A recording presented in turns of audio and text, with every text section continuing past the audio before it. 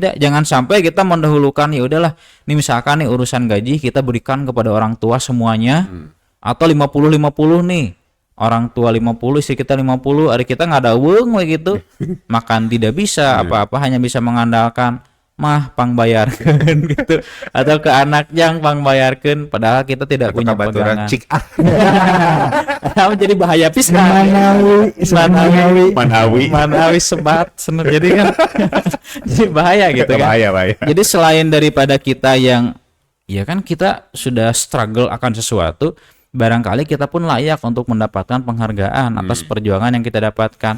Kita tidak mendapatkan hak kita, kita pun mempermalukan diri kita gitu. Sebetulnya Itu yang dikhawatirkan ketika ternyata langkah untuk memprioritaskan diri kita kemudian jadi yang nomor sekian, yang sekunder atau yang selanjutnya. Jadi kalau kita kembali ke Al-Qur'an, itu seringkali Al-Qur'an mengajarkan kita, bahkan Amalia Harussalam dalam beberapa konteks ya, itu tentu diri kita, dan kita ingat barangkali banyak konteks doa yang maksurat itu yang isinya Rabbighfirli dulu. betul. Ya, doa kedua orang tua ya. Untuk dirinya dulu ya. Rabbighfirli wali walidayya, nanti ada yang walil mukminin, diri kita, orang tua kita, kemudian secara keseluruhan ya kaum mukminin. Itu diantaranya mengajarkan kepada kita, kalaupun kita mau memprioritaskan jika dalam urusan keselamatan atau tidak, itu pasti harus diri kita dulu.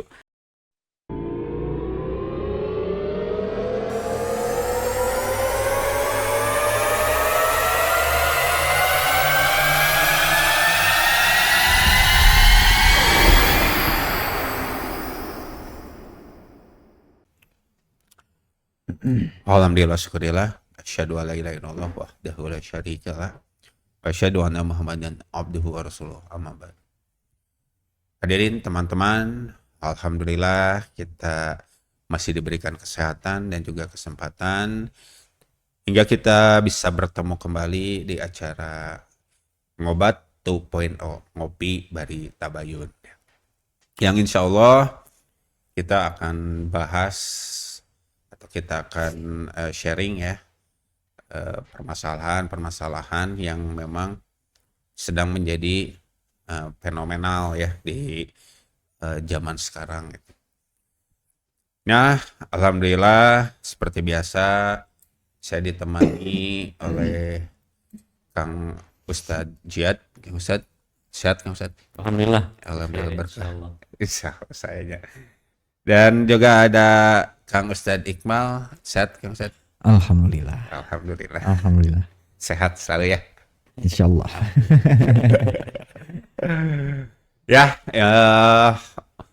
insya Allah untuk episode kali ini, waktu kali ini kita akan sedikit berbincang Kang tentang permasalahan, mungkin kalau bahasanya zaman sekarang ini adalah sandwich generation. Jadi sandwich generation mungkin ini udah terjadi ya dari jauh-jauh hari pun udah ada gitu kondisi seperti ini tuh. Cuman memang kalau disebut apa istilahnya sandwich generation kan baru muncul sekarang-sekarang ya Kang ya. Bala-bala sandwich Iya, sarapan kan. sarapan. Ya mungkin apa sih itu sandwich generation? Jadi sandwich generation ini adalah ketika ada satu generasi Kang, generasi yang memang itu terhimpit gitu ya, karena kayak sandwich terhimpit ya, terhimpit dengan atau oleh beban atau tanggung jawab ya, jangan kita sebut beban ya Kang ya, tapi tanggung jawab gitu, tanggung jawab yang lebih dari satu tanggung jawabnya itu. Dari atas ya, dari bawah ya, bahkan dari pinggir pun ya. Iya betul. Jadi mungkin memang kebanyakan memang generasi-generasi tersebut ini muncul di tiap-tiap generasi kan selalu ada. Selalu ada ya. Selalu ada, dia punya tanggung jawab kepada orang tua, dan di sisi lain dia pun ada tanggung jawab kepada istri dan anaknya, keluarganya. Dan mungkin memang ya itu Kang, sebetulnya kan permasalahan ini itu memang bukan hanya sekarang-sekarang. Iya, betul. Dari dulu pun memang Seperti ada, itu. Memang ada gitu ya, pernah pasti pernah terjadi gitu ya, pasti betul. ada terjadi gitu. Nah mungkin kan kalau untuk fenomena sandwich generation ini gitu ya, sebetulnya yang memang mendasari kalau kita runut dari agama gitu ya, apakah memang ini adalah apa ya, adalah ada kesalahan dari kita, dari generasi yang memang termasuk di situ, mungkin kan kesalahan tentang prediksi segala hal mungkin ya. Betul. Atau memang ya mungkin memang diberi tanggung jawab lebih gitu oleh Allah Subhanahu wa taala. Nah, mungkin kan kalau mungkin bisa dijelaskan sebetulnya fenomena yang sekarang terjadi sebenarnya bukan sekarang aja ya. Jadi Walaupun banyak terlihat sekarang ya. Ya. Kasuistik. banyak terlihat sekarang gitu ya. Nah, ini apa sih yang mungkin yang memang dipengaruhi gitu ya? Banyak yang mempengaruhi, dan yang utamanya mungkin dari sudut pandang Islam itu seperti apa sih? Maka Kang Jack. Baik, mau dulu saya Kang dulu. Jack dulu. Enggak. Badai sweet. Tidak. Tangan saya hanya untuk berzikir, bukan untuk bersuit. Bismillah, kalau kita lihat barangkali agar kita punya pijakan yang sama dulu ya. Betul Kang. Jadi sandwich generation ini adalah ungkapan adaptasi yang sebetulnya bukan dari negara kita. Ini asalnya berdasarkan populasi sampel dari sebuah eksperimen yang dilakukan di Amerika Serikat sebetulnya. Tapi kemudian salah satu profesor di sana, di Kentucky kalau tidak salah, namanya itu Dorothy A. Miller kalau tidak salah, sekitar tahun 1981 mengeluarkan ungkapan sandwich generation ini. Melalui penelitian ya. Betul ya. Ya. Walaupun kita harus maklum penelitian ini kan diambil dari sampel semata. Jadi bukan populasi secara general, holistik gitu ya, tapi memang populasi sampel saja. Dan dengan apa yang terjadi di sana, kemudian ungkapan yang dimunculkan alias sandwich generation teh ya. Kalau di kita mungkin naon anu umum mah burger mungkin lah gitu ya. Jadi agar mudah dipahami gitu ya. Khawatir ungkapan sandwich ini mungkin di sebagian pihak kurang terkenal juga. Tapi kalimat ini tuh ditujukan atas sebuah fenomenologis yang terjadi di daerah itu ketika melihat satu generasi yang generasi ini betul tadi yang disampaikannya terhimpit oleh beberapa pihak. Satu, dia harus memenuhi tanggung jawab walaupun kalaupun disebut beban masih oke ya. Karena kita sebagai mukmin diberikan taklif. Yang taklif itu secara tarojim artinya beban gitu. Dalam bahasa rada lemes mungkin kita ungkap tanggung jawab ya. Tanggung jawab. Hak dan kewajiban. Tapi dalam konteks ini yang dipandang adalah generasi yang ke atas masih punya hak dan kewajiban alias ke orang tua. Tapi ia pun punya kewajiban yang lain yaitu kepada istri dan anak-anak alias ke atas punya kewajiban, hak ke bawah pun punya. Bahkan di tengah pun ada. Karena pasti seseorang itu kan punya keinginan, punya cita-cita, punya harapan.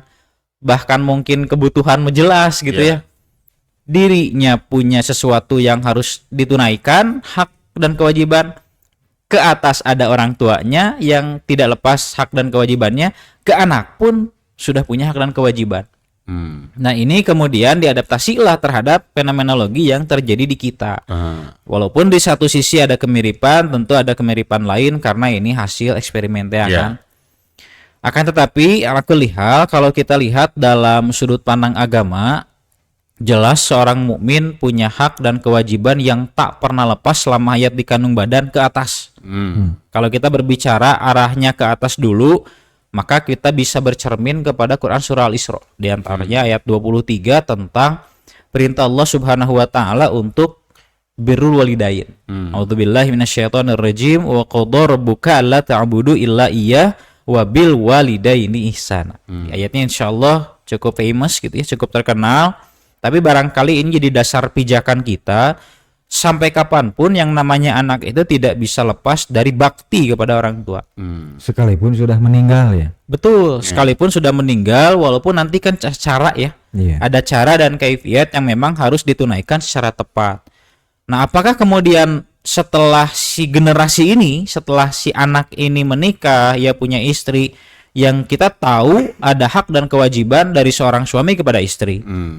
Kemudian melahirkan keturunan, punya anak 1, 2, 3 dan seterusnya. Ia punya hak dan kewajiban kepada anaknya. Artinya tanggung jawab kepada anak ada, dan yang pokok kan tidak bisa hilang, tanggung jawab kepada orang tua. Nah, kalaupun memang sudah dalam fase pasca nikah, kita alias setelah melangsungkan pernikahan, tanggung jawab ini tetap ada dan tidak bisa kemudian jadi gugur secara sepenuhnya ketika memang sudah melangsungkan pernikahan atau bahkan sudah melahirkan keturunan. Nah, ini yang kadang-kali di kita terjadi mispersepsi mungkin ya, atau bentrokan. betul mana yang kemudian harus didahulukan.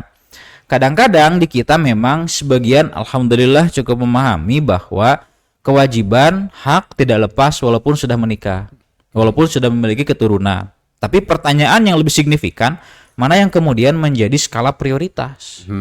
Yang didahulukan apakah ke atas gitu, kan kepada al-walidain tadi kan, atau kemudian ke bawah? Kalau yang diperhatikan atas dan bawah, bagaimana dengan tengah? Dirina kumaha dirina. Apalagi sisi dan gigir. Apalagi sisi gigir, belum ada adik kakak mungkin kan. Karena tidak mustahil ada sebuah keluarga yang tulang punggungnya itu adalah satu di antara anak-anaknya gitu. Kak. Itu kan realistis lah, dan barangkali kita punya kenalan yang ya kenalan itu kehidupannya seperti itu gitu. Teman kita, teman sejawat, teman sesekolah sabangku gitu. Kemudian dia dijadikan tulang punggung oleh orang tuanya karena beberapa sebab, misalkan karena orang tuanya udzur gitu. Dan ia harus katakan saja menanggung tugas yang dulu ditanggung orang tuanya untuk adik dan kakaknya. Alias kaluhur ongkoh, ke bawah ongkoh, dirinya pun iya, ke sisi kagigir ongkoh gitu. Jadi benar-benar dihimpit dari berbagai arah. Beratnya. Waduh. Makanya wajar nauzubillah-nya kadang-kadang ada orang yang sampai benar-benar fully depresiasi gitu. Saking tekanannya, bukan oke lah kalau atas bawah mungkin masih maklum ya. Tapi di sisi digigir acan ti mertuana, mungkin acan ti saudara mertuanya dan sebagainya. Kadang-kadang kan orang jadi kalau dipinjol mah sampai berakhir tragis dan lain-lain sebagainya. Betul, Kang, betul. Jadi barangkali kalau kita kembali kepada syariat gitu ya, Al-Quran jelas mengukuhkan kepada kita, kalaupun kita sebagai anak yang memang masih ada orang tuanya, kewajiban kita tidak bisa lepas. Bahkan tadi disampaikan, walaupun memang orang tua kita sudah meninggal, ada hak dan kewajiban yang tetap harus kita lanjutkan gitu. Jadi katakan kalaupun dalam keadaan masih hidup mereka, maka kita berbuat baik kepada mereka sebaik-baiknya. Kalaupun nanti mereka sudah qadarullah dikembalikan ke haribaan Allah, tetap masih ada birrul walidain dengan cara yang bisa jadi tidak sama. Bagaimana kepada anaknya? Tuh masih ada hak dan kewajiban yang tidak bisa menjadi gugur disebabkan masih ada orang tua. Sebagai pengantar lah. Siap. Ini kalau boleh menambahkan tidak? Boleh, Kang. Tadi kan saya menyampaikan bahwa di antara anak itu ada yang dijadikan sebagai tulang punggung. Betul. Itu kan seolah-olah kita bisa memaknai bahwa orang tualah yang memilih. Mau disadari mau tidak, orang tua yang memilih atau menunjuk dengan secara isyarat gitu ya. Diberikan banyak tugas dan hal tuntutan sebagainya. Ternyata ada juga di satu sisi lain yang memang orang tua tidak pernah menunjuk sekalipun. Atau di antara anak-anaknya tidak pernah mengadakan rapat siapa yang akan menjadi tulang punggung. Tetapi di sisi lain itu ada pihak-pihak atau anak dari orang tuanya yang merasa hideng gitu ya. Merasa peka. Inisiatif. Tapi hidang. Hideng gitu ya. Hideng karena lestreng kan itu. Surti gitu ya. Betul. Atau bisa dikatakan over surti. Ada kan yang seperti itu, yang si anak ini merasa begitu dirinya tuh pantas untuk sangat bertanggung jawab terhadap beban baik ke orang tuanya maupun kepada istrinya bagi yang sudah menikah atau yang belum menikah pun berarti ke adik-adiknya dan sebagainya. Ada tuh yang memang tidak selalu dijadikan oleh orang tuanya, ada juga pihak satu kondisi yang memang si anak ini sendiri surti. Waduh, ini berarti siapa lagi kan? Seperti itulah. Ya, jadi memang sebetulnya pada dasarnya sebetulnya kalau kita sebagai anak ke atas mah tidak ada batasan. Betul. Bahkan sampai meninggal pun ya. kecuali batasannya akidah ya. Akidah sudah urusan lain ya. Betul. Urusan lain itu ya. Tapi kalau di atas ke bawah mungkin ada batasan ya Kang ya. Ada sepertinya. Nah ya. itu betul ya, bisa ada batasannya itu. Bisa ada batasannya gitu.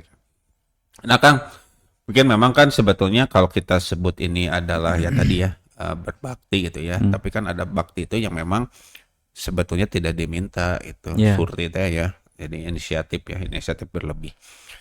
Nah, batasan memang bakti dan itu kita tidak teenakan gitu ya.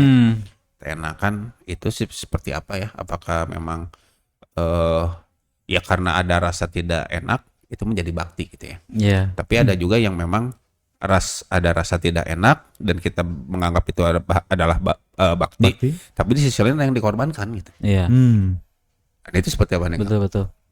Jadi kalau kita lihat dalam agama, barangkali kalau kita kumulatifkan gitu ya, hadis-hadis tentang ibadah, tentang ketaatan kita kepada Allah, itu selalu harus ada yang dikorbankan. Tetap ya ada betul, yang dikorbankan. Betul, seperti ini saja. Untuk kita memenuhi taklif kita kepada Allah Subhanahu wa taala berkaitan dengan tupoksi utama kita ya.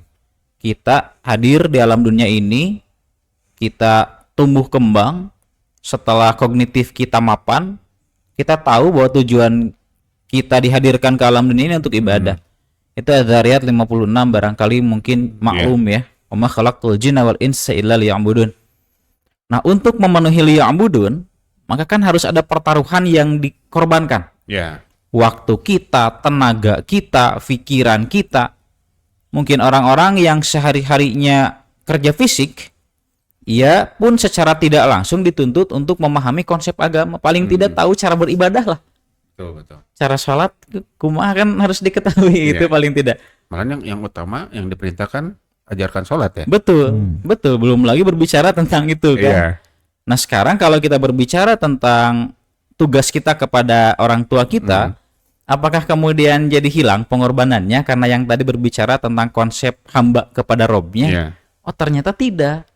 Baik dalam urusan ta'abudiyah mahdiyah, ibadah kita yang straightforward langsung ke Allah, atau ibadah kita yang memang ta'amuliyah gitu ya, berkaitan dengan muamalah, muasyarah dengan mukmin lain, dengan manusia pada umumnya. Memang ketika ditujukan untuk taat kepada Allah, itu senantiasa ada yang kita korbankan. Selalu ada yang harus selalu ada. Dan semakin besar pengorbanan kita, itu pahalanya pasti makin besar. Konsep high risk high reward itu bukan hanya dalam teori ekonomi, itu dalam kehidupan pun seperti ternyata itu. Dalam kehidupan, apalagi dalam konsep beribadah yang futuristik kan, kita jangka panjang untuk akhirat kita kan. Investasi kita bukan semata-mata duniawi, tapi kita beribadah, mengorbankan harta kita untuk kurban misalkan nanti, atau kita mengorbankan kemampuan kita, padahal ya korban ekonomi oke lah saya belum bisa misalkan, tapi di hari H kita benar-benar struggle membantu dengan fisik kita. Kan kita berkorban tenaga gitu. Betul. Artinya selalu ada yang dikorbankan untuk mencapai satu tujuan yang mulia. Apalagi ini akan sangat mulia ketika sudut pandangnya berdasarkan perspektif Allah Subhanahu wa taala. Hasil kalau misalkan tadi pertanyaannya, kan kita pun jadi ada yang dikorbankan.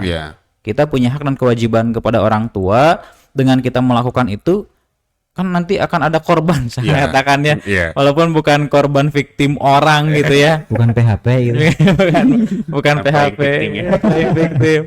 Tapi memang begitulah agama mengajarkan kepada kita untuk mendapatkan sesuatu yang ideal, yang mulia. Wayahna harus ada yang siap direlakan gitu. Apakah mungkin waktu kita, bisa jadi waktu me time dengan anak kita, dengan istri kita. Begitulah agama kita mengajarkan gitu ya. Tapi kan kalau misalkan kita melihat ya dari sudut pandang harus ada yang dikorbankan gitu. Tapi dengan posisi seperti itu kita juga tidak tahu ya mana yang betul gitu ya. Apakah kita mengorbankan keluarga kita untuk orang tua gitu ya. Atau misalnya kita mengorbankan orang tua untuk anak-anak kita gitu ya. Mungkin kalau secara materi mungkin insya Allah bisa dicari gitu ya. Tapi kan untuk waktu dan tenaga itu kan semua tidak akan pernah tidak bisa terganti gitu kan. Nah apakah misalkan kalau ternyata kita memilih satu pengorbanan gitu ya, dan itu belum tentu kita pun tahu gitu. Itu mana yang betul, betul, mana yang layak dikorbankan, ya mana yang layak ya. dikorbankan atau memang Pilihan ikut kita betul atau masih tidak. pilihan itu betul atau enggak gitu. Iya, iya. Nah mungkin gimana nih? Iya, betul. Sedikit tadi lebih ke detailingnya ya, Ya. detail. Kalau yang tadi itu mengorbankan, kalau yang sekarang memang semua juga harus berkorban, gitu kan ya? Barusan disampaikan oleh Ustaz Jihad. Tetapi Islam juga ikut memberikan berbagai bekal mengenai kerapihan dalam berkorban. Betul. Ya kan, sekarang kita semua maklum kalau kita ingin ikut kurban, artinya kita harus memiliki beberapa uang gitu ya, yang mengikuti sesuai ketentuan yang diberikan oleh jami kurban. Misalkan 3.700.000, artinya kan kita harus berkumpul, mengumpulkan uang maksudnya, dan itu kan pengorbanan. Betul. Lalu saya memang belum ada uang, tapi saya betul-betul ingin sekali ikut kurban. Ada yang sampai kasbon kan? Iya. Bahkan setelah selesai kurban, orang kan terus menagih. Betul. So mau diapakan? Betul. Artinya memang jelas itu adalah pengorbanan, tetapi kerapihan ini. Betul. Tadi Tetap kan harus diperhitungkan ya. Nah itu tetap harus Itu termasuk diperhitungkan. takaluf kan kalau gitu. Nah, ini nanti akan ada Ada pembahasan. ada Begini pembahasan. nih kalau hostnya kritis. Dan sebagiannya pernah kita kaji ya tentang konsep takaluf ini. Pernah. Jadi kembali ke bukan ke takaluf. Hampir saya otak saya tergiring ke takaluf. Ya. Jadi kerapihan dalam berkorban itu artinya memang sesuatu itu akan terjadi bentrokan. Tetapi kita akan diarahkan oleh agama itu melalui pelajaran misalkan dalam usul fikih gitu ya. Dalam apa tuh? Yang 5 itu maqasidus syar'i ya. Betul, maqasidus syariah. Hal-hal apa yang memang harus lebih dahulu diprioritaskan, dipertimbangkan. Memang ini pengorbanan, tetapi kan ini juga harus ditimbang-timbang juga. Betul. Jangan sampai pengorbanan kita ini toh memang pengorbanan yang memang tidak sesuai dengan apa yang Allah maksud misalkan. Betul. Kayak Kang Fadil tadi ya. Lalu bagaimana caranya agar kira-kira pengorbanan kita ini sesuai loh. Menjadi kategorinya itu ibadah. Nah gitu kan. Seperti itu barangkali. Nah mungkin kalau kita lebih ke strategi ya, strategi dan juga pertimbangan ya Kang ya. Jadi apa pertimbangan kita ini apakah mana sih yang mau dikorbankan gitu kan. Nah kalau misalkan kita boleh nih kan, karena kan pasti kita bingung nih, bingung mana sih yang harus dikorbankan gitu. Kalau bahasanya prioritas pun misalkan mana yang harus diprioritaskan mungkin ya. Karena kalau kita merujuk pada dalil-dalil ya, dan merujuk kepada nurani gitu ya, sebenarnya kan itu batasnya hampir sejajar gitu ya, sejajar dan memang ya jadi kita bingung gitu ya. Nah mungkin kan kalau misalkan memang bisa kita segmentasikan, apakah ada segmentasi mana sih yang memang harus kita prioritaskan, itu mana ketika kita memprioritaskan orang tua, kapan kita harus memprioritaskan istri kita ataupun anak kita, dan kemudian jangan lupa diri kita juga. Betul, perlu penghargaan. 3 pihak ya. 3 pihak berarti. Paling tidak lah. Ke atas, ke bawah, ke pinggir, ke dirinya. Kalau istri itu memang kategorinya termasuk yang ke bawah. Ke bawah gitu. Kalau ke pinggir itu memang biasanya adik kakak tuh. Saudara-saudara. Nah mungkin gimana Kang kalau misalkan kita berbicara segmentasi ya, kapan sih kita harus bisa memprioritaskan satu orang pihak tua kita, ya, gitu betul. Dan kapan kita harus memprioritaskan ke bawah ya. Betul. Dan kapan pun kita harus memprioritaskan diri kita. Jangan sampai gini Kang, jangan sampai mungkin ada juga yang dia memprioritaskan orang lain terus.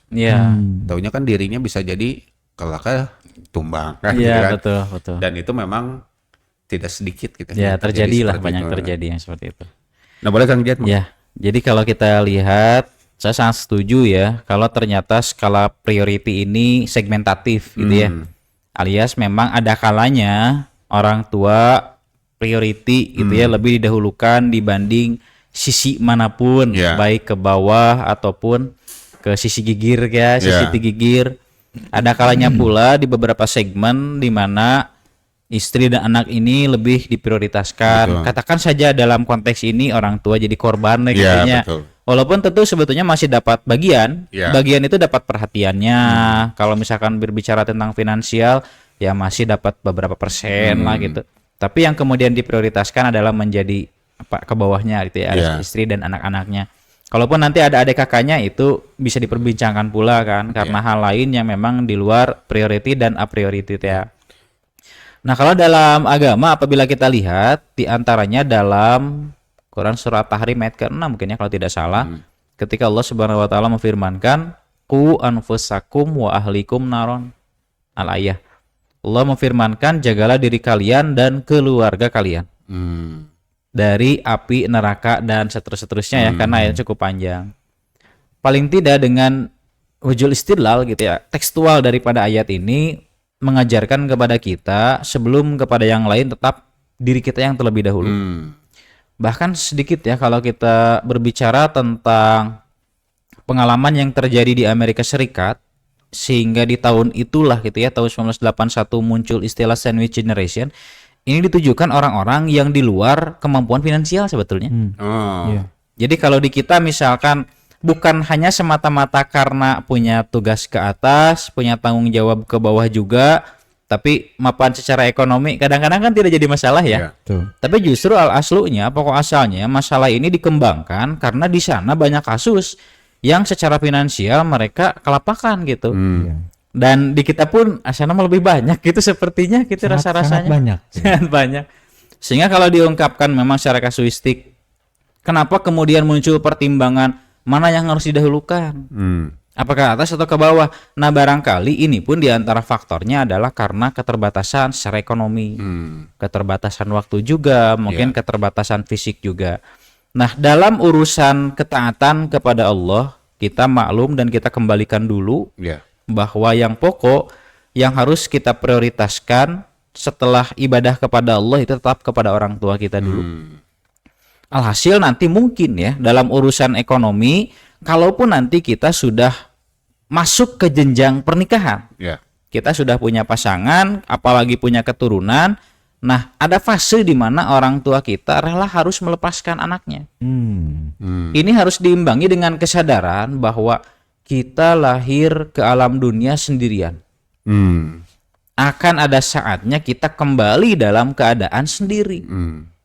Kan kita lahir ya walaupun anu kembar oge nya gitu ini di Kemarin ada bareng. benten sabar detik. Data apa dan data kembaran Gitu kan maksudnya. Kalaupun diungkapkan kan ada yang seperti itu, tapi tetap hakikatnya kita lahir ke alam dunia sendiri dan kita akan kembali ke hadapan Allah sendirian gitu. Paling tidak pintu akhirat yang disebut dengan al-maut, kematian, itu kita akan masuk ke pintu itu sendirian gitu.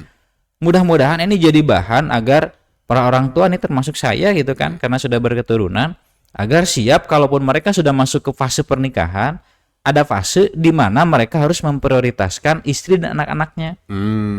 Apalagi kalau ternyata skalanya dalam keadaan yang terbatas secara finansial. Mungkin kalau terbatas waktu kan beda-beda gitu ya. Dan waktu ini adalah suatu yang tidak bisa dihargakan. Walaupun kadang-kadang orang merasa lebih berharga uang dibanding waktu.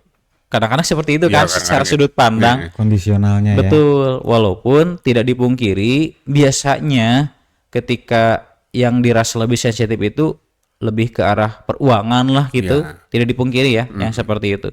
Nah, kalaupun ternyata sisi mana sih yang orang tua harus didahulukan, kita maklum jika ternyata ini adalah urusan perkara yang memang berkaitan dengan ibadah. Karena setelah kepada Allah, nah perintah taat kepada Allah dilanjutkan kepada wabil walidaini ihsana. Nah, kapan kemudian kita memprioritaskan anak dan istri kita?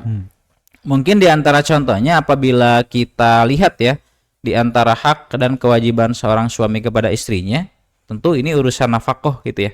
Nafkah secara finansial, nafkah secara lahiriah, secara batiniah dan sebagainya. Maka dalam konteks ini kalaupun memang ada, bisa lebih didahulukan kepada istri dan anaknya. Walaupun tetap dengan tadi ya, kita tidak boleh lepas dari berbagai pertimbangan. Pengorbanan yang dikeluarkan, skala prioritas yang didahulukan, itu semuanya harus atas dasar pertimbangan yang matang. Sehingga baik sebelum terjadi ataupun sudah terjadi, kalaupun terjadi dan ternyata kita kurang tepat dalam putusan itu, akan ada solusi yang kita siapkan juga gitu. Betul. Itulah barangkali kematangan dalam pertimbangan ya. Nah, Jadi memang pengalaman secara itu betul. Jadi memang ada ilmunya, ada yang dialaminya juga Iya, gitu ya. Makanya kalaupun memang kita ini harus orang tua dulu nih.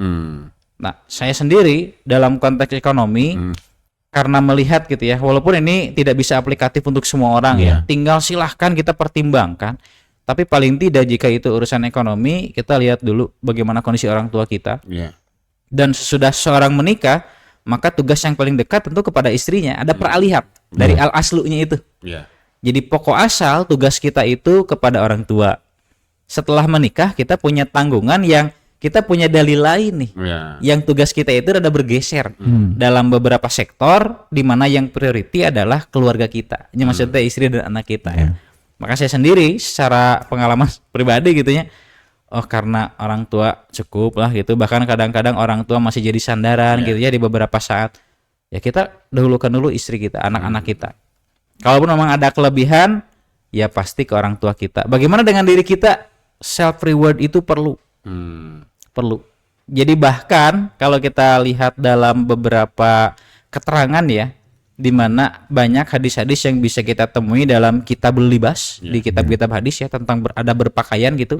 Tapi di sana digambarkan bagaimana personifikasi Rasulullah SAW, di mana beliau itu seorang yang rapi, itu yang senang menggunakan wewangian. Bahkan nanti ada hadis-hadis yang diwangikan oleh istrinya, gitu tahu. Abdi pisan sama Itu kan maksudnya ada self reward untuk dirinya gitu. Dan ternyata ini dikategorikan sebagai satu di antara bentuk self reward. Cik ari parfum mun nambut wae ka batur kumaha gitu. Pasti kan mungkin harus beli gitu. Dan dengan membeli pun akan ada bagian dari finansial yang kita potong untuk itu. Padahal bisa jadi secara priority ke atas atau ke bawah. Oh ternyata kita pun butuh. Jadi tetap ya ada segmentasi yang prioritas ini harus kepada orang tua dulu, kepada diri kita bahkan gitu ya, termasuk kepada nanti yang di bawah. Betul. Jadi emang pada dasarnya Kang ya, kalau emang sih pada dasarnya yang jadi fokus utama itu finansial ya. Betul. Walaupun memang untuk beberapa kasus kadang-kadang memang yang muncul itu bukan hanya itu. Betul, waktu ya kadang-kadang itu. Kadang-kadang kan ya mungkin kalau banyaklah terjadi ya. Bahkan orang tua itu yang diminta anak-anaknya itu bukan uang. Secara finansial mungkin dia bisa ngasih apa yang mau anaknya mau, gitu, orang tua kita mau kirim betul. gitu ini. Tapi kan bukan itu. Yang kita diperhatikan cina gitu kan. Iya, kadang-kadang ada yang seperti itu gitu. Ya. Nah mungkin Kang Jad ada Kang Jad main ya tuh. Saya belum kopi heula ya, kada kopi heula. Saya lihat mana kok lihat Siap. Americano ini lokal. Kalau dari sudut pandang misalkan si anak ini sudah menikah. Kalau ayahanda sendiri gitu ya, bapak saya suka memberikan sebuah nasihat maupun ibu saya ke anak-anak. Bahwa setiap kali kamu misalkan pada kondisi kobil tuh nikah aku menerima gitu ya, siap mengawini anakmu gitu. Tong balik jeung mas kawin anak domba. Ya cerita anak domba atau bahaya. Setiap kali setiap ada saat tong setiap bisa sabaraha kali nya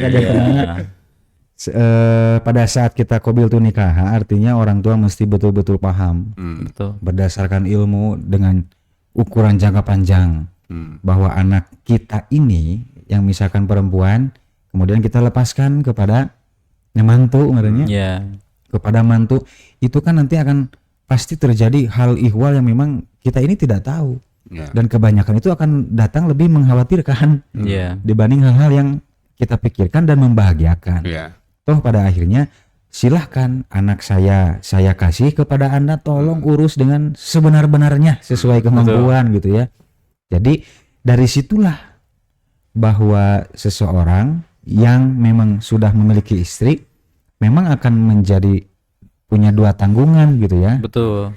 Ke bawah dan ke atas. Kepada orang tua ada juga kan batasannya. Betul. Kepada istri ada juga aturannya. Seperti dalam surat At-Tolak ayat ke-7. Apabila kamu memiliki keleluasaan kan gitu. Ini ayat ini kepada siapa? Kepada suami. Kepada laki-laki yang memiliki istri dan anak. Termasuk apabila kamu memiliki keleluasaan dalam rezeki, maka infakkanlah. Itu kan nafkah ya. Betul. Infak apa? wajib kepada Nah, itu. pasangan. Infak wajib kepada pasangan. Tapi ada satu kasus yang lain, misalkan pernah kan disinggung yang ingtolako salah satu rohtin, Ya. 3 orang laki-laki yang berteduh dari hujan besar masuk sebuah goa, tertutuplah gitu Betul. kan pintu goa tersebut. Salah satunya orang tersebut, laki-laki itu sudah berumah tangga, Ya. tetapi dia lebih mendahulukan memberikan sewadah air susu ya, sewadah air susu yang memang lebih mendahulukan kepada ibunya Iya. dibanding kepada istri dan anaknya. Walaupun di beberapa hadis ada keterangan, padahal istri dan anak-anaknya itu sedang kehausan dan kelaparan. Iya. Namun kokosehan teh. Menjerit kokosehan. Mengkoseh-koseh. Koseh. Ya seperti itulah gambarannya. Jadi apakah itu mesti dipertentangkan ketika si anak ini memberikan susu sewadah kepada ibunya, bahkan sampai menunggu bangun ya, Iya, betul. sampai menunggu bangun, justru itu tidak perlu dipertentangkan. Walaupun pada saat itu kondisinya anak dan istrinya itu lebih membutuhkan. Apakah mesti dipertentangkan? Tidak. Betul. Mana bukti bahwa itu tidak dipertentangkan? Allah sendiri yang memberikan jawaban. Mana buktinya bahwa amal orang itu Jadi kebaikan. menjadi kebaikan, bahkan penolong Betul. untuk kondisi. Diistimewakan ya. Nah itu. Jadi mesti ada prioritas. Oh ini memang nafkah untuk Ya, istri, ya. ya itu nafkah. Betul. Tapi di lain sisi gitu ya, di lain sisi saya juga suka, saya pribadi ya suka terus terang. Misalkan saya melihat bapak saya nggak ada nih ngaji, di rumah ada nih jam segini, kira-kira ibu saya baru pulang ngaji, pasti belum makan. Iya. Saya tahu karakteristik ibu saya sendiri. Iya, anak teh gitu. Iya, nggak ngaji we terus, ari barang tuang hilap gitu. Iya. Wah kayaknya saya mau ngasih bawa makanan nih. Iya. Sandwich. Usumnya sandwich di orang. Memang semua ini pasti akan mengalami, Iya. akan mengalami. Seperti halnya saya, contoh kecilnya gitu ya. Beli apa nih kesukaan beliau? Oh misalkan Sate saya beli Padang, sate Padang. gitu. Saya juga tahu kan ya. Iya. Walaupun belum pernah saya kirim kan. Antara ingat meren. Sate Padang nih saya berikan. Saya suka memberitahu. Walaupun istri dan anak saya belum makan saat itu, di jam itu. Ini ayah beli sate Padang buat Umah. Ikut anterin yuk. Ngiring anterkan ke ibu saya. Mah, Iqmal terang, Umah tak cantuang ya. Iya. Umah pasti belum makan. Meni atoh kata gitu. Iya. Nah, apakah itu mesti dipertentangkan? Ya. Tidak. Justru itu melewati manajisasi gitu ya. Iya, manajemen. Pengaturan. Iya. Betul, Kak. Kalau saya menambahkan sedikit nih Kang, Boleh. daripada hadis tentang salah satu rohtin ya, 3 orang yang terjebak di gua. Jadi barangkali secara skenario kan mereka berusaha untuk berwasilah dengan amal terbaik mereka nih. Betul. Jadi dari 3 yang dipanjatkan olehnya masing-masing kan satu orang satu amal gitu ya. Ya. Mereka katakan saja bertaruh gitu ya dengan amal terbaik yang pernah mereka menurut mereka lakukan Iya. gitu ya. Iya. Dan yang salah satunya ini yang berkaitan dengan priority orang tuanya. Jadi dalam hemat saya orang ini tahu kalau sudah berpasangan apalagi memiliki anak yang diutamakan adalah istri dan anaknya. Betul. Tapi kemudian kenapa amal ini dianggap istimewa sampai dipanjatkan kepada Allah, ya Allah mudah-mudahan dengan amal saya yang itu ia pantau gua muka gitu. Iya. Karena tahu di saat itu ia memprioritaskan orang tuanya padahal sebetulnya prioritas sudah bergeser gitu. Iya. Iya. Tapi masih terus mendahulukan orang tua karena tahu bahwa orang tua tidak dalam kondisi yang prima gitu. Betul. Makanya kalau kita lihat lanjutan ayat imma ayyablughunna indakal kibar ahaduhuma aw kilahuma fala taqul lahuma uffin kan di ayat itu. Jadi ada fase di mana orang tua kita dalam kondisi kibar atau mereka sudah berusia, dan orang-orang yang berusia kan rada identik lah Iya, gitu ya sensitif dengan gitu ya. betul secara mentalitas kadang-kadang jadi lebih pundungan gini gitu. Secara fisik pun kan ya yang namanya manusia kan ya, secara fisik makin berumur yang makin berkurang secara kemampuan fisik. Sehingga kadang-kadang mereka butuh perhatian kita. Hanya bukan untuk urusan biaya barangkali, tapi kadang-kadang perhatiannya. Nah, dalam kondisi seperti inilah orang tua tetap menjadi prioritas walaupun kita sudah dalam fase pasca nikah gitu. Betul. Betul, Kak. Sudah punya anak, tapi kita mendahulukan Nah, mudah-mudahan dengan kita mendahulukan orang tua padahal kita sudah berkeluarga, dengan kondisi orang tua kita yang seperti itu jadi satu di antara amal istimewa kita yang satu saat mungkin bisa jadi andalan kita gitu. Di saat kondisi rumah tangga misalkan ya Betul. sedang haneuteun gitu. Misalkan kondisi rumah tangga kita sedang pedas gitu atau sedang haneuteun. Ya Allah, mudah-mudahan dengan amal kita yang itu Engkau berikan jalan keluar kepada keluarga kecil kami. Misalkan kan tidak mustahil. Iya. Sebagaimana 3 orang yang terjebak di gua itu yang berwasilah dengan amal soleh yang itu gitu. Iya. Itu barangkali diantaranya lah. Betul, Kang. Tapi kan kalau misalkan kita tadi kan lebih berpikir bahwa mana sih yang lebih baik ya? Apakah kita mengorbankan yang ke bawah Ya. atau yang ke atas gitu ya? Tapi di sisi lain, Kang, ya mungkin secara psikologi ya, Ya. sebetulnya kan apakah benar memang kita harus kitanya dulu gitu? Sebelum ke atas, sebelum ke bawah kitanya dulu. Betul, gitu. betul. Karena ada istilah gini kan, kita tidak akan bisa membahagiakan orang lain kalau kitanya nggak bahagia. Betul. Iya, betul. Gitu kan. Kalau misalkan kita, karena apa? Itu kan emosional ya yang muncul ketika kita punya keikhlasan, punya kebahagiaan. Kalau dibawa rudet itu jadi beban kan. Betul. Tapi kalau dibawa itu joy, Dinikmati gitu. nikmat ya, jadi kenikmatan, itu menjadi tanggung jawab yang nikmat gitu ya. Betul. Nah, kalau misalkan kita terkait nih Kang, apakah memang sebetulnya memang ego lah kita dulu gitu. Walaupun memang ego di sini kita ada batasan juga. Betul. Egonya kenapa? Kita dulu karena apa? Saya harus sehat, saya harus bahagia buat kebahagiaan orang Betul. lain gitu. Nah, mungkin memang seperti itu, Kang. Ya. Kalau saya sendiri dalam konteks ini membedakan antara mana kebutuhan, mana keinginan. Mana wants, mana need gitu. Betul. Iya. Kalau berbicara tentang needing gitu ya, alias need kebutuhan seorang, nanti kita akan tahu bahwa ini bukan ego selfish kita. Bukan egosentris yang dasarnya ya memang rada rakus we gitu, rada Iya, iya. egois. Betul, betul. Jadi bukan kita, tapi memang kebutuhan. Seperti umpamanya self reward itu bagian dari kebutuhan kita. Bahkan kalau kita lihat ayat yang tadi ya, seperti At-Tahrim ayat 6, paling tidak menjaga kita, mengajarkan kita agar sebelum kita mau menjaga orang lain, ya save yourself gitu. Iya, betul, Selamatkanlah dirimu dulu, baru dengan dirimu yang selamat, kamu bisa menyelamatkan pihak lain gitu. Seperti kalau di pesawat kan itu ya. Betul kan seperti itu.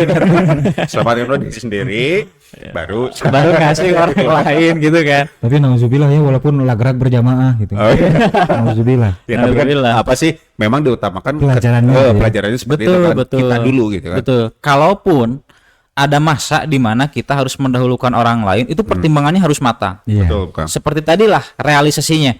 Kita dalam keadaan pesawat, yang pesawat itu mengalami turbulensi yang kencang gitu misalkan masif. Kemudian sebelum ngasih ke kita oksigen, kita ke orang lain dulu. Itu tuh harus dengan pertimbangan yang matang. Betul, Kang. Kalaupun kita mendahulukan ke atas dulu atau ke bawah dulu sesuai dengan segmentasi tadi, sesuai dengan kebutuhan prioritas tadi, tentu kita harus dalam kondisi yang penuh perhitungan. Kira-kira kita aman tidak? Jangan sampai kita mendahulukan ya udahlah, ini misalkan nih urusan gaji kita berikan kepada orang tua semuanya, atau 50-50 nih. Orang tua 50, istri kita 50, hari kita nggak ada uang gitu. Makan tidak bisa, apa-apa hanya bisa mengandalkan mah pang bayarkeun gitu, atau ke anak yang pang bayarkeun, padahal kita tidak punya pegangan. Cik Jadi bahaya pisan. Manawi sebat senur. Jadi kan jadi bahaya gitu kan. bahaya. Jadi selain daripada kita yang ya kan kita sudah struggle akan sesuatu, barangkali kita pun layak untuk mendapatkan penghargaan atas perjuangan yang kita dapatkan.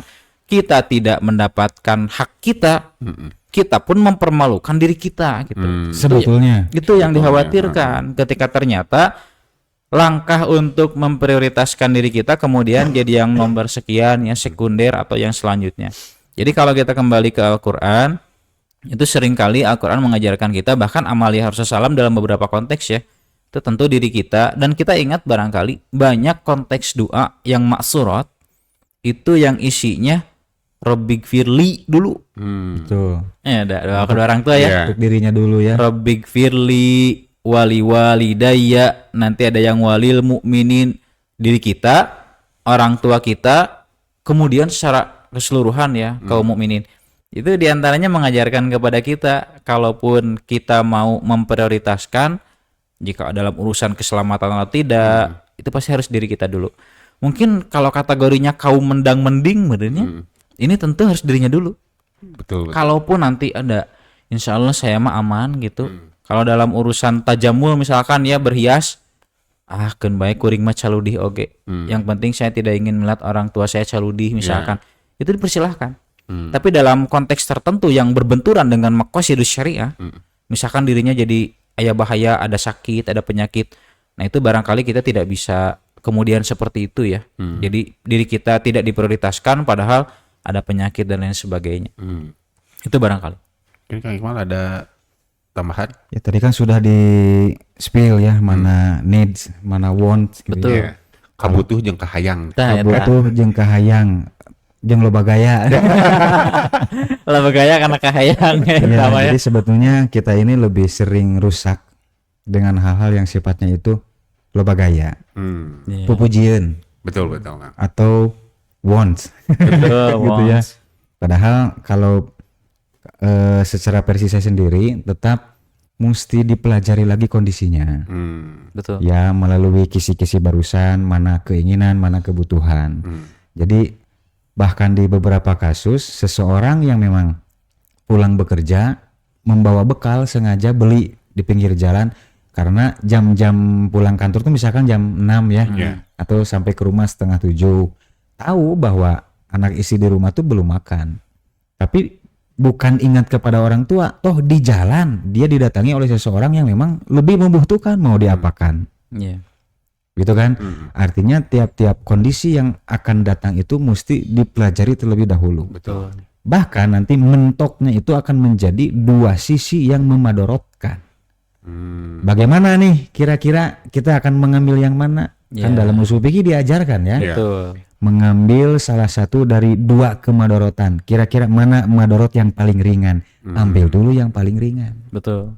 Begitu barangkali. Jadi kalau ke orang tua yang dikorbankan ada madorotnya, mungkin ada dampak mafsadatnya gitu ya.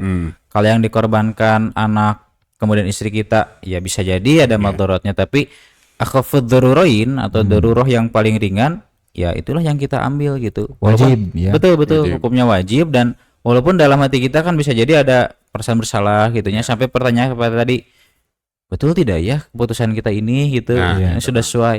Nah, untuk meluruskan apa yang menjadi keraguan kan bisa jadi jawabannya sudah ada ya. Tapi kita dalam kondisi yang ragu gitu apakah benar atau tidak, kita kembalikan tujuan kita apa gitu dalam memutuskan putusan yang tadi. Penegasan. Betul. ulang. Kalau ternyata ini tujuannya, ya Allah saya seperti ini, saya mengambil pilihan ini semata-mata untuk beribadah kepadamu. Wah, insya Allah itu makin kuat lah, harusnya hilang keraguannya. Ini memang sebetulnya pada dasarnya mana yang lebih prioritas itu memang sebetulnya kondisional ya. Betul kondisional. Nah mungkin Kang kalau misalkan nih untuk karena waktu juga ya Kang ya.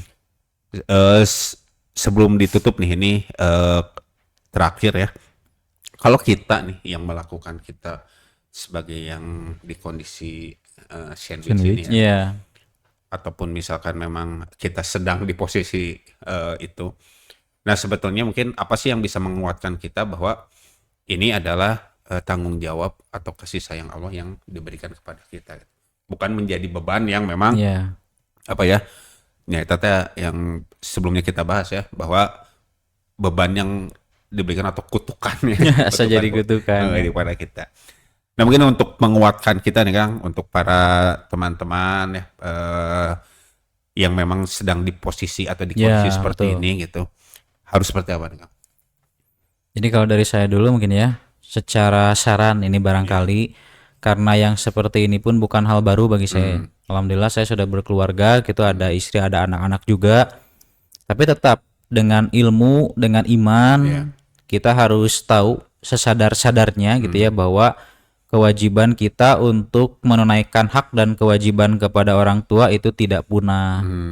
Bagaimana dengan istri dan anak? Karena kita sudah masuk ke fase itu, mau tidak mau ada tanggungan yang memang harus kemudian tetap kita laksanakan. Bahkan dalam kondisi tertentu jadi prioritas kan anak dan istri kita. Nah, saya sendiri mengukuhkan bahwa yakin bahwa ini adalah taklif yang Allah tugaskan dari Allah kepada hambanya. Dan kita tidak bisa berpaling dari hal ini. Walaupun tentu akan menjadi pilihan kita, apa kemudian kita akan menjadi manusia yang pengecut gitu, menghindar dari masalah tanpa menghadapi masalah dan menyelesaikannya.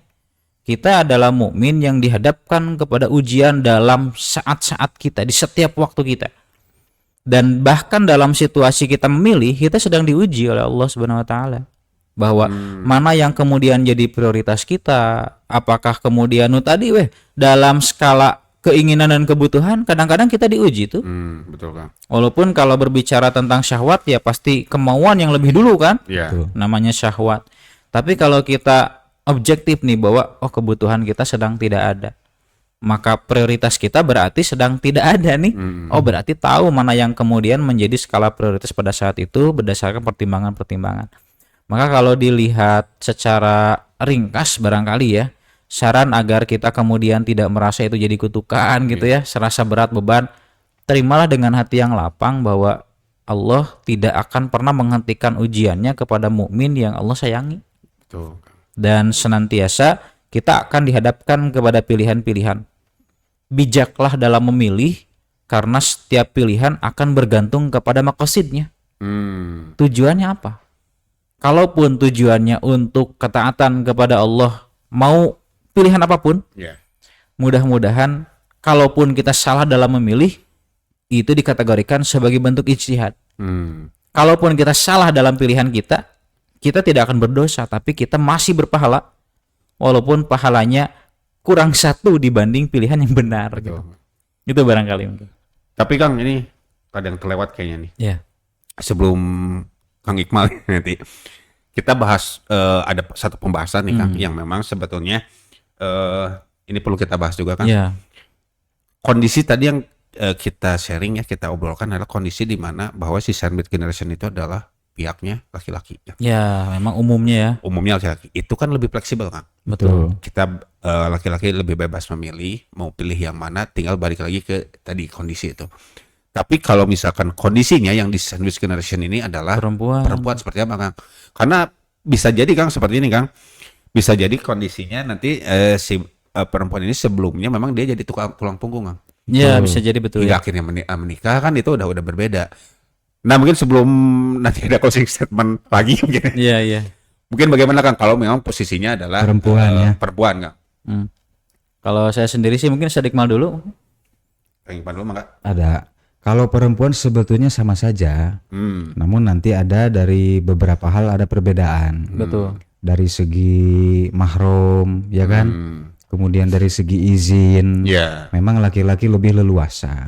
Adapun misalkan wanita ini qadarullah menikah dan dibawa oleh suaminya. Tetap si istri ini, si perempuan ini masih bisa berbakti kepada kedua orang tuanya atas dasar izin dari suami. Mungkin sebelah itu ya, bedanya. Betul. Begitu. Jadi tetap ada batasan, ada izin ya. Gitu. Betul. Kalau saya sendiri melihat, jadi kita ingat urusan ke masjid nih. Perempuan jika sudah menikah itu tidak bisa kan ke masjid mau rek ngabaso hungkul meureun gitu. Kalaupun di dekat masjid ada tukang baso gitu ya. Tapi kan ini mau ibadah nih. Orang mau sholat berjamaah, walaupun kita maklum berdasarkan hadis yang afdol bagi perempuan itu kan di rumah kan. Tapi kan kemudian tidak bisa jadi larangan untuk tidak ke masjid gitu. Betul. Tapi kalaupun dia mau ke masjid, tetap bagi yang bersuami harus atas izin suaminya. Itu kenapa tidak izin orang tua gitu? Nah, ini menunjukkan ada transisi hak dan kewajiban yang menjadi prioritas bagi perempuan. Betul. Inilah yang kemudian menjadi pemilah antara suami anu tadi benar-benar fleksibilitasnya tinggi gitu ya, dengan istri yang memang apa-apa itu harus sepengetahuan suaminya. Contoh kasus kedua berkaitan dengan kalau istri ini punya suami yang pelit gitu. Enak pelit gitu atau apa ya? Cedit. Seorang perempuan pernah bertanya kepada Rasulullah SAW, boleh tidak kalau mengambil harta suaminya tanpa sepengetahuan suaminya? Kenapa? Karena suaminya ya merege hese gitu, keket mengkene alias pelit. Rek merege, ayo we ngitung. Dengan segala pertimbangan anu tuntung teu teh gitu. Rasulullah sampai diizinkan. Tapi tetap sebatas ma'rufan. Sebatas ala kadarnya saya sesuai dengan kebutuhannya. Nah, ini menunjukkan interaksi antara perempuan ini kepada Rasulullah SAW kan tentang suami ini. Jadi bukan kepada orang tuanya, tapi hakim saat itu yang memutuskan adalah Rasulullah SAW, dan ini diadukan berkaitan dengan bagaimana istri dengan suami menjalankan interaksi kehidupan kesehariannya. Ternyata kasusnya seperti ini gitu. Contoh ketiga berkaitan dengan iktikaf. Perempuan tidak bolehkan iktikaf selama suaminya masih ada. Kita ingat saat itu Zainab binti Jahsyin dan Aisyah radhiyallahu anha tiba-tiba inisiatif memerintah kepada sahabat untuk pangbangunkeun kemah alias tenda supaya ikut bareng iktikaf bersama Rasulullah. Pinggir-pinggir masjid ya. Betul. Tapi kan saat itu ditanya, apa bi khairin nanti? Kalau yang kamu harapkan itu kebaikan bukan? Kan tenan atau kan mereka tuh iktikaf tuh mau beramal saleh, mau berbuat baik kan? Rasulullah berbuat baiklah kepada yang dekat dulu.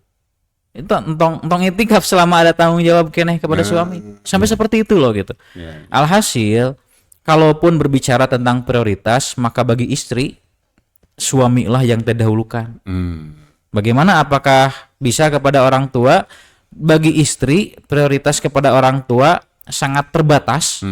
Ini tuh harus atas izin suaminya. Tetap ada batasan di situ ya, Kang. Kalau misalkan seperti tadi ya, berbicara skala finansial. Seorang istri dulunya tulang punggung rumah tangga. Tapi ketika sudah menikah atas putusan suaminya, kamu diam di rumah, tinggal jaga harta dan anak-anak saya. Itu kan mau tidak mau harus nurut. Betul nggak? Padahal yang asalnya tulang punggung, tapi nanti bisa didiskusikan. Tapi kan komunikasi. Betul. Ya, misalkan kan saya tuh sebelum menikah adalah tulang punggung yang bisa membiayai kalam no gitu mah ku bapak misalkan. Hadir gitu. Gampang gitu misalkan. Gampang ngungkul. Nggak penting mah ngobrol aja yang teu nama ku mangke.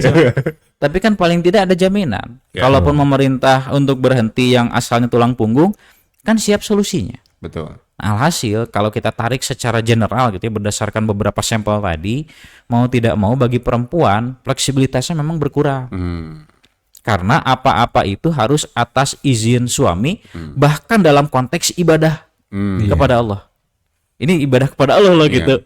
Bahkan hubungan ibadah secara langsung pun harus izin suami. Izin suami, hal-hal apalagi yang lain-lain ya, seperti menjaga harta suami, keluar rumah, urusan tajamul ya gitu ya, berhias berelok diri gitu. Itu harus atas izin suami apalagi.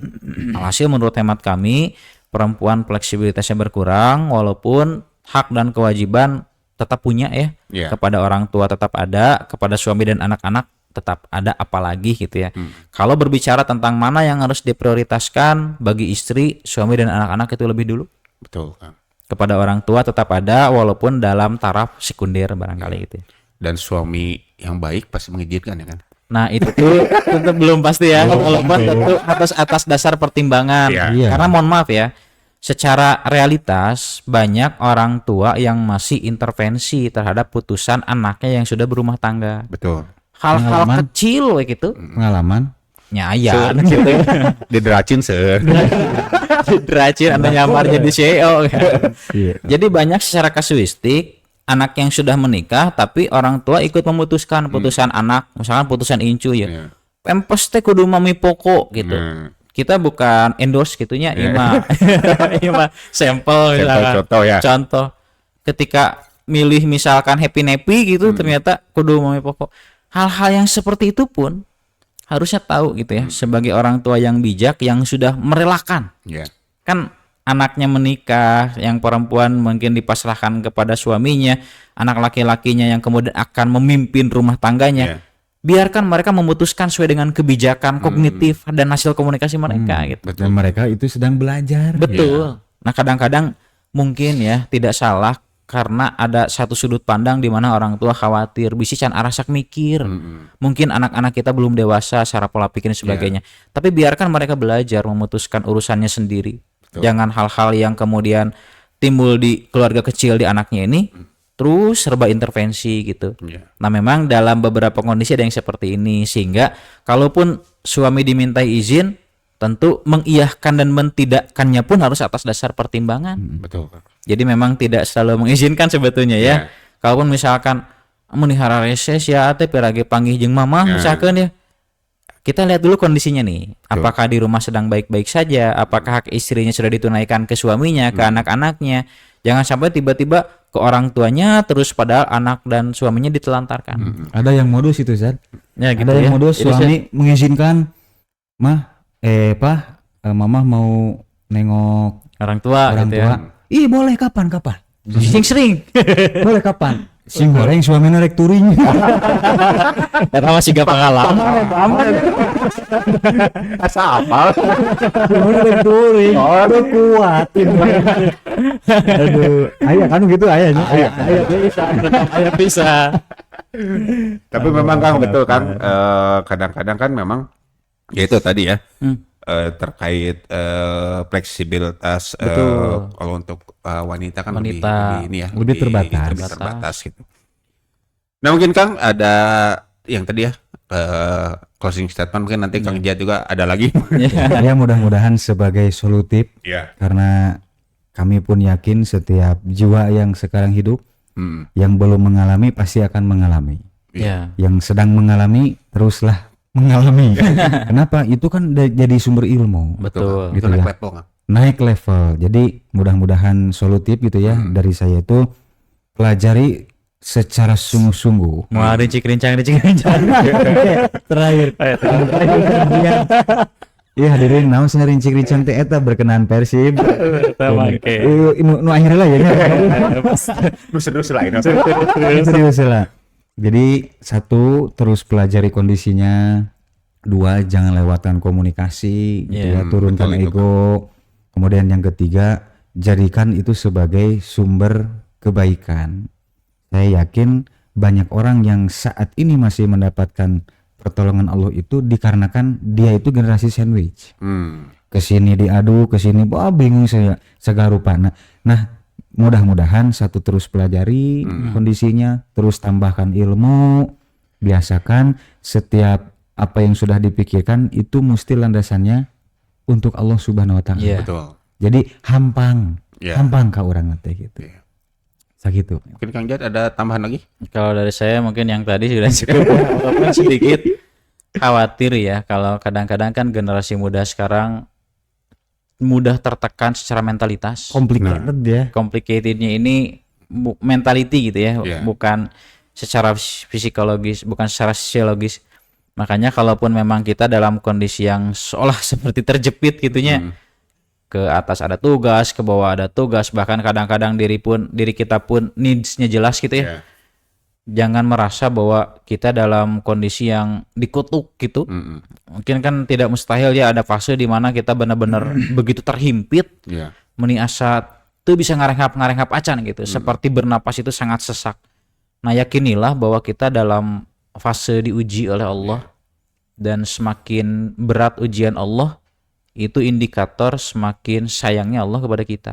Jangan merasa bahwa ya kita sedang asa diantep gitu kalau karena kadang-kadang sudut pandangnya seperti itu ya. Jadi merasa ketika diuji itu seperti sedang dibiarkan oleh Allah, dan mohon maaf ya, ini pun pernah terjadi kepada Rasulullah SAW.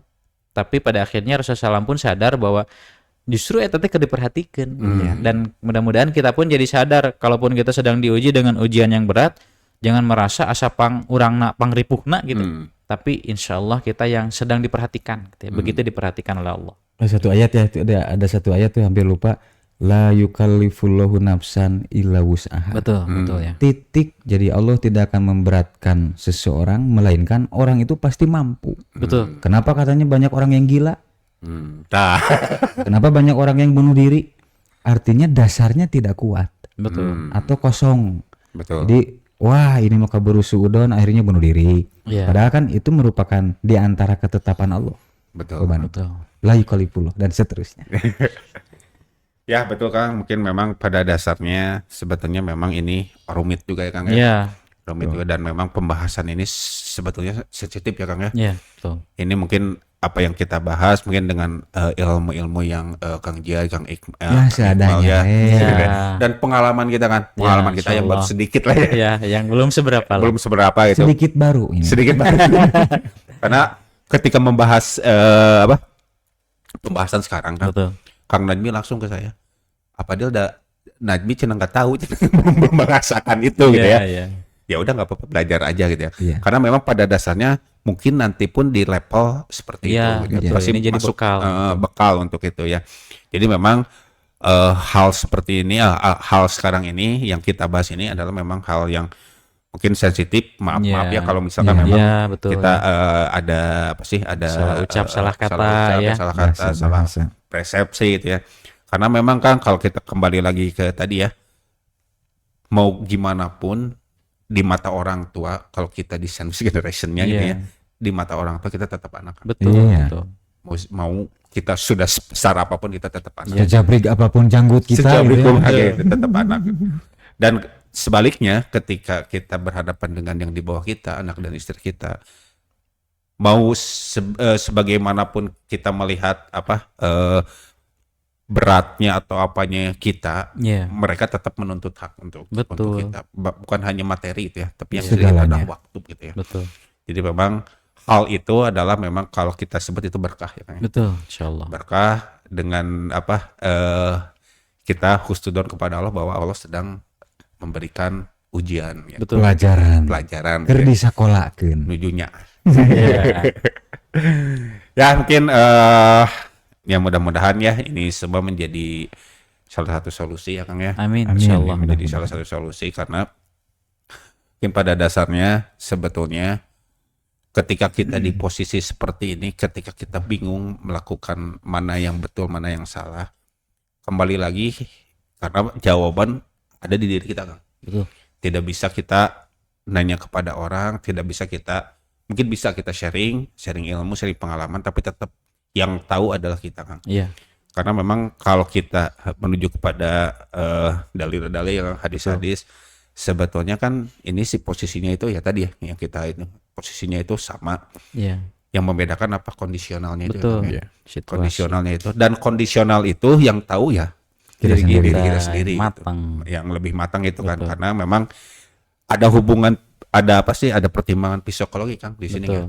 Betul. Ketika misalnya kita memprioritaskan orang tua kita karena ada apa, ada sesuatu yang memang kita tahu kondisi orang tua seperti Iya. apa. Ketika kita memprioritaskan istri, bahkan kalau disebut ini sedikit ya Kang ya, Iya. bahkan istri dengan anak pun sok bisa Iya. Pada kahayang. cemburu ke kita. Iya, betul. Parebut. Parebut. Gitu. Kadang-kadang memang hal itu memang kita yang tahu kondisinya. Iya. Jadi pada dasarnya kembali lagi kepada kita, posisinya seperti apa, apapun yang kita ambil, mudah-mudahan itu menjadi solusi yang terbaik. Seperti tadi kita pertimbangkan dengan matang, kita pikirkan dengan matang, kita pisahkan mana kabutuh yang mana kahayang Kahayang. gitu ya. Ya mungkin terima kasih untuk Kang Jia dan terima kasih untuk Kang Iqmal paparan ilmunya. Mudah-mudahan ini menjadi solutif untuk saya secara pribadi Kang. Iya. Insyaallah Karena untuk kita saya lagi bersama menjalankan juga ya, Saya juga. menjalankan ilmu Saya juga. Sama Saya insyaallah. juga, sama. Betul. sama ya. Kang Nabi juga ya. Ya, Kang Nabi. Pura-pura aja, pura-pura. Kang Nabi dan juga teman-teman semua, mudah-mudahan ini jadi solutif. Ya mungkin kalaupun misalkan ada tanggapan atau apa, kita sih menerima Betul, ya Kang ya. betul, insyaallah. Kita sangat menerima, mungkin itu menjadi tambahan ilmu juga untuk kita. Ya. Amin. Mungkin sekian untuk episode kali ini. Hatur nuhun untuk teman-teman Ikhwatul Iman semua yang sudah menonton dari awal sampai akhir, dan hatur nuhun buat Kang Najmi dan juga Kang Dapin yang memonitor dari belakang ya, Ya, yang betul. mempersiapkan segalanya Betul. dari belakang gitu. Mungkin sekian dari kami. Rabbana atina fid dunya hasanah wa fil akhirati hasanah wa qina adzabannar. Aku qouli hadza wa astaghfirullah li wa lakum. Assalamualaikum warahmatullahi wabarakatuh.